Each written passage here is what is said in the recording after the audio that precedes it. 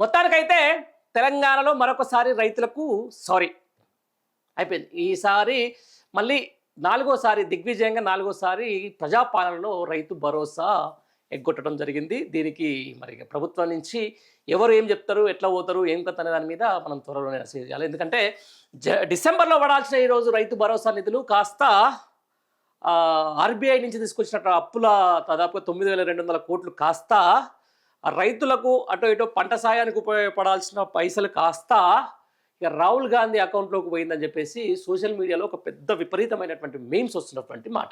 ఎందుకంటే ఓవైపు కేరళ ఎలక్షన్స్, మరోవైపు ఇక ఏఐసిసి నుంచి సర్దుబాట్లు, ఇంకో వైపు నుంచి మొత్తానికి ఇక గాంధీ కుటుంబానికి సంబంధించిన దాని మీద అంతో ఎంతో కష్టాలలో ఉంటే ఆదుకోలేమా అని చెప్పేసి సీఎం వ్యాఖ్యలు.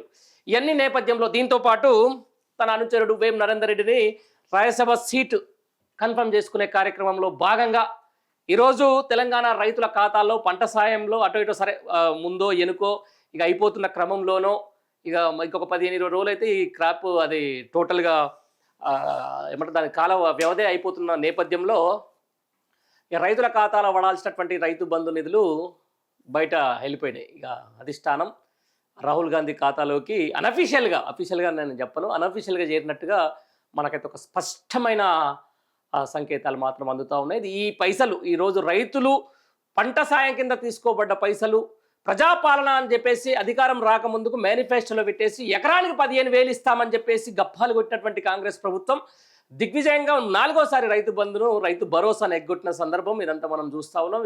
ఎగ్గొట్టిన సందర్భాన్ని ఎగ్గొట్టిన నేపథ్యాన్ని కూడా మనం ఒకసారి కులంకషంగా చర్చించుకునే అవకాశం ఇప్పుడు తీసుకోవాలి మనం. ఎందుకంటే ఎట్టి పరిస్థితుల్లో రైతులను నమ్మించి నట్టేట ముంచిన ఈ యొక్క ప్రభుత్వానికి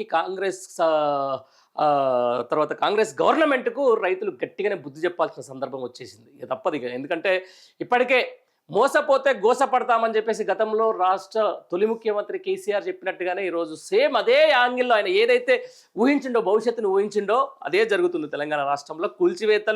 కాల్చివేతల మధ్య లేకపోతే కాల్చివేతలు ఏడుపులు పెడబొబ్బలు తప్ప తెలంగాణ రాష్ట్రానికి ఈ మధ్య కాలంలో ఒరిగిన ప్రయోజనాలు అయితే ఏం లేదు. నిండా సున్నా ప్రభుత్వం రైతుల నుంచి, ఈరోజు రైతాంగం నుంచి, నిరుద్యోగుల నుంచి, ప్రజానికం నుంచి, మహిళల నుంచి, భూదాన భూములు అని చెప్పేసి, హైడ్రా అని చెప్పేసి, గాంధీ సరోవర్ అని చెప్పేసి ఇక ఎన్నో ఎన్నో ఎన్నో ఎన్నో ఎన్నో దాష్టికాల మధ్య ఈరోజు తెలంగాణ ప్రభుత్వం నడుస్తున్న క్రమాన్ని మనం చూస్తున్నాం. సోలెడు బియ్యాన్ని ఏమంటుందని సోలెడు బియ్యం కాపాడుకోవడం కోసం జోలెడు సంచిని కోసుకున్నట్టే ఉంది తెలంగాణ పరిస్థితి ఈరోజు. ఎందుకంటే అంత దరిద్రమైన పరిస్థితులు ఈరోజు మనం కొట్టుమిట్టాడుతున్నాం.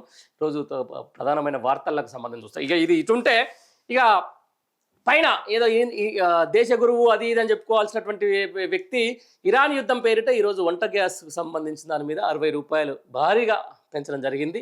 ఇక కమర్షియల్ గ్యాస్ సిలిండర్ రేటు కూడా విపరీతంగా పెరిగే సందర్భాన్ని మనం చూస్తూ ఉన్నాం. దీని మీద నిత్యావసర వస్తువులు కూడా పెరుగుతాయని చెప్పేసి ఇక ఒక వార్తలు అయితే అంతా ఉన్నాయి. చూడాలి మరి ఆ యుద్ధం పేరు చెప్పుకొని మళ్ళొకసారి సామాన్యుల పేరు మీద ఎంత గుదిబండగా మారుతుందో, ఎంత గుదిబండలు వేస్తుందో ఈ ప్రభుత్వం ఒకసారి చూడాలి.